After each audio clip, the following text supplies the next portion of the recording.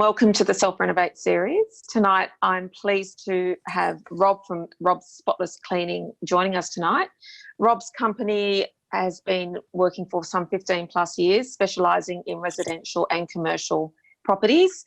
There is a difference between a good clean and a bad clean, and Rob is certainly at the top of his game. Certainly in the situation we're in at the moment, we are only too well aware of the importance of hygiene and cleanliness. And I thought it was really important that we bring Rob in today to talk to you about the sorts of projects he's working on, what he can recommend to you in terms of how you can keep a hygienic and safe environment, particularly as you start to prepare your homes for sale. Thank you very much, Rob, and I welcome you to our studio tonight. Well, nice to be here. Feel relaxed. I'm ready to shoot through for it. Fantastic. And so you got lots of product there behind you. Is that a regular at your home? I'm covered in product. That's all I can say. As people say, I know nothing else besides cleaning. So cleaning's been my game for some 24 years now. 24 years. Fantastic. So I've been servicing with most clients for that same period of time, and I've seen their whole family grow through and move out and get married and have kids and grandchildren. I'm still the man that cleans in their house. I only keep in those sort of clients because we have a good bonding. Like, yeah, we started some years ago while the kids were young, and now I'm sort of servicing the field of their whole family, and it's just been going on and on. So from that point, I've moved into wherever the kids are working in offices, I'm doing their offices. So it's just been broadened out further and further, yeah. So what would you say the mix is between residential and commercial projects that you would typically take on? And what are the sorts of projects that you're working on, particularly in light of the COVID-19 that we're all experiencing? To give you a bit of understanding, at present stage, my business runs probably 85-90% commercial, maybe 10% residential. With what we're facing at the moment with this COVID-19, we all have had to have a play in it, not just being the cleaners, but also our staff and also our clients. We inform our clients what they should do to prevent things happening and just to keep a nice guideline of hygiene, cleanliness in their own environment. We have put steps in for schools that we maintain and childcare centres, as well as commercial being the building side of things, where they have amenities that the people use on the building side on construction on stipulate. They need to have procedure where they have a cleanliness done every 3 times a day, and basically it's done to prevent anything spreading or prevent of hygiene being to a lower standard. So basically, in my view, you not just be mindful that people say, oh, you got to wash your hands. Well, it's not just part of that, wash their hands. You got to make sure the floors are cleaned. You got to make sure the tables are cleaned. And this goes on and on. Unfortunately, not just because of what's just erased and been in the field in the world, this should be quite a standard most times because we have a lot of other germs around. So therefore, the fact that one says, oh, we've got COVID-19, so we've got to have certain steps in place to assure us to try and get through all the issues that we have. But there always issues arise from germs and other things. So I think this was more of a wake-up call to be further understanding about germs rather than just because of COVID-19. We've always in place and had assistance with my cleaners that we make sure that we have doors wiped down, handles wiped down on a normal rate running times, not because of what's happening now, but now we've got to do a little bit more to make that being a situation that's going to be an ease of mind, and also not to have people getting it transplanted to one another, and we're trying to minimize the issue at the moment. And doing so, yes, people are saying sanitizers, everything, washing hands, but like be mindful that ground's important and everything else you touch on your desk is important. So when we're talking in an office environment, where you got your kitchen areas, they've got to be extremely cleaned up because everything gets carried out from outside to the kitchen, from the kitchen to the table. and so forth. Yeah. So basically it's a running snowball effect. So you've got to stop from the beginning so it doesn't carry on to the end. As you say, it's procedures and processes that we probably should have had in place for some time, and maybe we all become a little bit lax about these things, and this has been our wake-up call. So it's great that you've been living that purpose for some time, and you're able to easily adapt, I suppose, to the situation we're currently in. What would you say from your dealings, and as you say, primarily with some of the larger organisations, schools, obviously really important. What are some of the frustrations of your clients in this current situation that we're in at the moment? There's a complete uncertainty with everybody, including the government, where this goes. But having a lot of these steps in place from some time ago, it would minimise or even stop the complete effect of this problem altogether from word go. Unfortunately, that wasn't happening everywhere else. So obviously this is where the loophole was and where it's been spreading. The uncertainty now I've got with clients asking this million-dollar question day in, day out is how do we prevent the spread? And the prevention of the spread's been always the case. Unfortunately, we've had to further put more in place products that will have more of effect for the solutions that we were previously using to what we're using now. So basically we have a cleaner, we have a strategy of a cleaner, we have a strategy of a disinfectant, which is a fairly high strength, and then we have a sanitizing to capsize everything else on top. So we have a three process on everything we do, and that really gives you the 100%. People seem to just give it a quick wipe over, and in most cases spreading the substance or the problem around.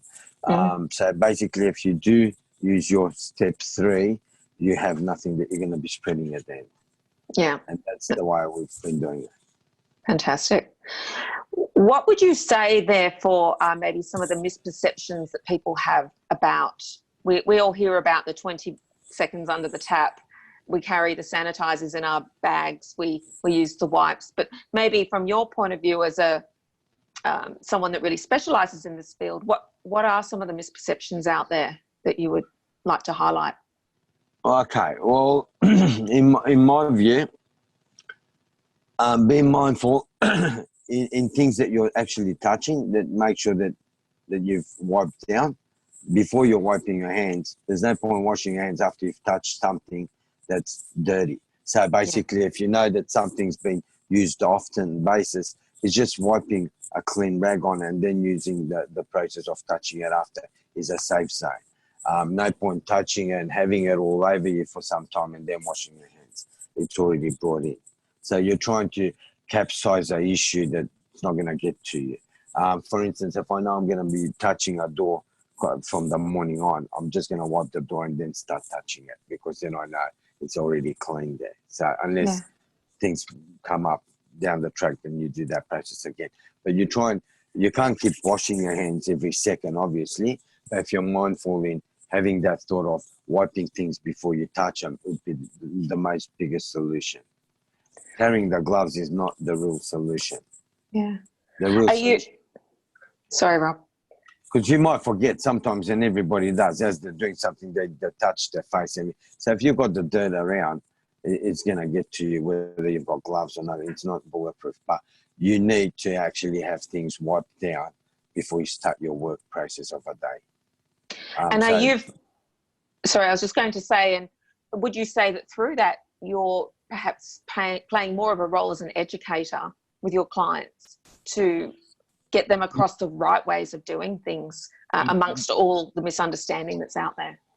We have put in place a process clean that they themselves do as well, because we've provided the product for them. My cleaners will do their very best to put in place a cleaning process that we do, but then we have them play their own role as well. So we provide them with the cleaning needs, and they have it on hand in their office. They can use it. They have a cleaning product that they can wipe down surfaces, and if they see a lot of usage of their front door coming in and out, they can spend that 1 second and wipe it. They've got the product there. They don't need me or my cleaners to be there every second of the day, which minimizes cost for them, and we provide the right product for them. And the product has got master data sheets on it, so it backs up exactly what he does and how effective it is and what the dangers are out of that product. So basically, I believe that not only the fact that you'll tell them what the process is to be done, but they can do it themselves as well as that we do it ourselves, or my cleaners will do it every night. Once the school finishes, resumes school in the day, and then we go in and that gets done. But through the day, you have a process clean, which minimizes issues. Most places haven't got this. Most places don't know about it. They're expecting all to be done by the cleaner. Yes, the cleaner does it in the night. But in the day, you have, depending on the place we're talking about, some places have a lot of people come and go, even with the shutdowns that we have currently. We need to have a process clean. This is why you see in shopping centres, they're continuously on it, because it's not something you do in the night or in the morning and let it go, because the dirt keeps coming on. Yeah. No, that's fantastic. That's really, really useful information. In addition to what you've just told me, what would you say maybe some top tips that you could suggest to people out there listening to this as to what they can be doing? What are some of the take-homes that they can now start to take on board to affect change in their own households or their immediate communities? I believe strongly, like if for instance, people are isolated, which they are mostly at the moment, and this is what we're facing, they don't have to overdo it, because there's not much coming in, not much going out. But as a sense of something they purchased from a shop, or something's been bought through the internet and it's been delivered to them, it's simply just, when it comes there, just even if you haven't got anything spectacular at home to use a normal antibacterial spray and wipe. Wipe the product that you've purchased from the internet that's come to your front door, open it up comfortably. Don't start touching things that have been everywhere else till they got to your front door. Simple things. You've gone to the supermarket, bought your average, maybe a sanitizer or something, just wipe down the bottle and then start using it. Don't just start touching this bottle, touching that bottle. Most of the germs get trapped around just from the normal carrying around that we do. So just all you need is a nice clean cloth and just a spray and wipe that most Ajax will do. Is basically you're wiping off whatever germs are there. And after you've processed clean, wash your cloth, use it for the next time around. If you don't want to replace buying cloths all the time, you can just reuse them, wash them, hang them out. And as you have these things coming into your home, whether it's products from the supermarket, whether it's things from the shop, try and minimize takeaways, make your own food at home. It simplifies things. It's just those small things that make a big role in the field. If one does it and another one follows and another one follows, well, that's the way we can outbeat most of these issues. It's just like the way we can carry it on and bring it up further and further, where we can minimize it further and further. That's fantastic. That's really, really sound advice. And I'm so glad that you're able to impart your knowledge and hopefully giving our listeners some really good things that they can be practically doing to make a difference. And as you say, if we all make those smaller changes, the sum total of which will hopefully start to get on top of what we're dealing with. Well, I always say we're all part of creating some kind of a habit here and there. Well, we just got to make a little habit of just wiping things down. It's not a big habit. And once you get onto it, you become, sort of used to it. And you just feel like you've got to do something. And that's the thing you've got to do.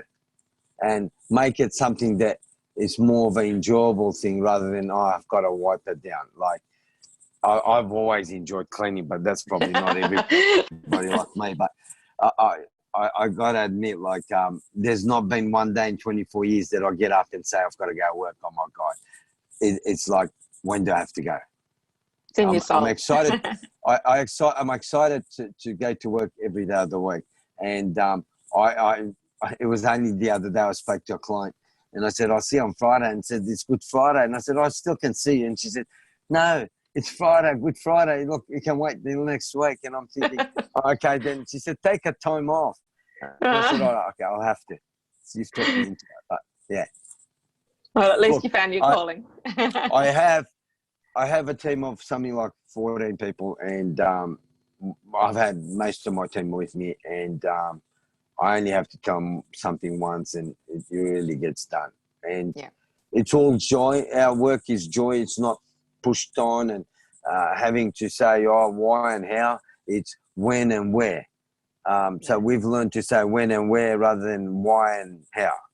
And so, we know how, and we know, what we have to do. It's just where it is. So we do it with joy. And I think if you do something with joy, you become pretty good at it. If you have to force yourself in something, you're never going to get very good at it. That's very true. That's my theory in it. So I think I'm stuck with what I'm doing for quite a while. Not a bad thing to have. No. Well, thank you so much, Rob. It's really been a great education for me. I've worked with you in my own businesses, and I can say from personal experience that where people will say something can't be done, you usually have a solution for it. So I highly recommend your services. We very rare walk away with something we can't do, and I keep at it till I can do it, and most times I can do it. So I think. I think unless something's completely broken, we can fix it. So there you go. So they always exist. Well, thanks again, Rob. I really appreciate your time today. What's the best way it has? And what are some of the ways you would like to be contacted in moving forward? Email, phone? Email's usually appropriate. I have time. My time's usually after 11 o'clock at night.